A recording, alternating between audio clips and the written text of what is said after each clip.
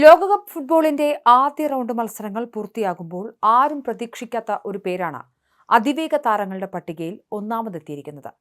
French താരം Kylian എംബാബെയോ Norwegian goal machine Erling ഹാലൻഡെയോ പ്രതീക്ഷിച്ച ഫുട്ബോൾ ലോകത്തെ ഞെട്ടിച്ചുകൊണ്ട് ഓസ്ട്രേലിയയുടെ യുവ ഡിഫൻഡർ ജോർദാൻ ബോസാണ് ലോകകപ്പിലെ ഏറ്റവും വേഗതയേറിയ താരമെന്ന ബഹുമതി സ്വന്തമാക്കിയിരിക്കുന്നത്.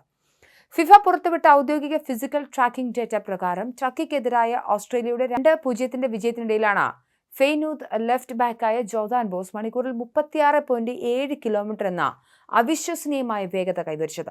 എന്നാൽ ഈ പട്ടികയിൽ ബോസിന് തൊട്ടു പിന്നിൽ മണിക്കൂറിൽ 36.5 കിലോമീറ്റർ വേഗതയുമായി മാഞ്ചസ്റ്റർ സിറ്റിയുടെ നോർവേ സ്ട്രൈക്കർ എർലിംഗ് ഹാലൻഡും ഉസ്ബെക്കിസ്ഥാൻ ഡിഫൻഡർ അബ്ദുഖാദിർ ഖുസനോവും മാത്രമാണ് അല്പമെങ്കിലും വെല്ലുവിളി ഉയർത്തുന്നത്. ഫുട്ബോൾ ലോകത്തെ പ്രശസ്ത വേഗരാജാക്കന്മാരായ കിലിയൻ എംബാപ്പെ, സൺ ഹെയ്ങ്മിൻ, പെഡ്രോ നെറ്റോ തുടങ്ങിയ വമ്പന്മാരെല്ലാം ഓസ്ട്രേലിയൻ യുവതാരത്തിന് ഏറെ പിന്നിലാണ്. ഫിഫയുടെ ഔദ്യോഗിക ട്രാക്കിംഗ് വിവരങ്ങൾ അടങ്ങിയ പട്ടിക പരിശോധിച്ചാൽ മറ്റ് താരങ്ങളുടെ വേഗത കൃത്യമായി മനസ്സിലാക്കാം. ഇതിൽ ഓസ്ട്രേലിയയുടെ തന്നെ മുഹമ്മദ് ടൂറെ മണിക്കൂറിൽ 35.8 കിലോമീറ്റർ വേഗതയുമായി നാലാമതുണ്ട്. നെതർലൻഡ്സിന്റെ റയാൻ ഗ്രാവൻബർഷ് 35.6 കിലോമീറ്ററും ഇക്വഡോറിന്റെ അലൻ മിൻഡ 35.5 കിലോമീറ്ററും വേഗത കൈവരിച്ചപ്പോൾ സൺ യെഹുമിൻ, ഡിജെഡ് സ്പെൻസ് എന്നിവർ 35.2 കിലോമീറ്റർ വേഗതയിലാണ് ഓടിയത്. എന്നാൽ കിലിയൻ എംബാബെയ്ക്ക് മണിക്കൂറിൽ 35.1 കിലോമീറ്റർ വേഗത മാത്രമാണ് കണ്ടെത്താൻ സാധിച്ചത്. പെഡ്രോ നെറ്റോയും എസ്മിർ ബജ്രക്താവിച്ചും 34.8 കിലോമീറ്റർ വേഗതയുമായി തൊട്ടുപിന്നിലുണ്ട്. ഡച്ച് ഫുട്ബോൾ സ്ഥിരമായി പിന്തുടരുന്നവർക്ക് ജോർദാൻ ബോസിന്റെ ഈ നേട്ടം ഒരു അത്ഭുതമേ അല്ല. എന്നാൽ ലോകമെമ്പാടുമുള്ള മറ്റു ഫുട്ബോൾ ആരാധകർക്ക് ഇത് ഈ ടൂർണമെന്റിലെ ഒരു പുതിയ ഉദയനക്ഷത്രത്തിന്റെ വരവറിയിക്കൽ കൂടിയാണ്. 23-കാരൻ ഡച്ച് ക്ലബായ ഫെയ്നൂദിൽ തന്റെ കരിയറിലെ ഏറ്റവും മികച്ച സീസൺ പൂർത്തിയാക്കിയ ശേഷമാണ് ലോകകപ്പിലെത്തിയത്.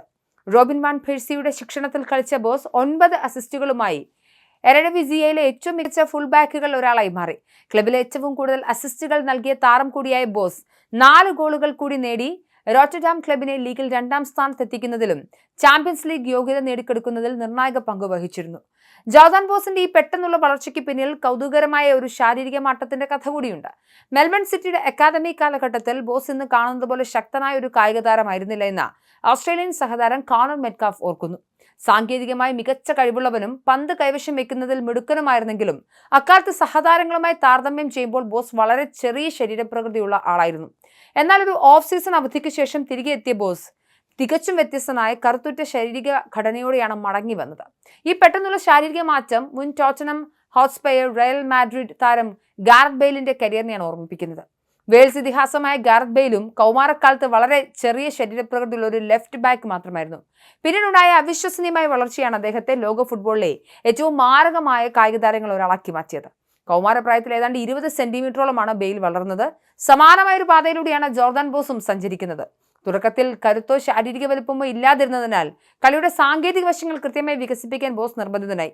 പിന്നീട് ശരീരം അതിനൊപ്പം വളർന്നപ്പോൾ മികച്ച ബാലൻസും പന്ത് കൈവശം വയ്ക്കാനുള്ള അടക്കവും ബുദ്ധിയുമുള്ള ഒരു അപൂർവ താരമായി മാറാൻ ബോസിന് സാധിക്കുകയായിരുന്നു.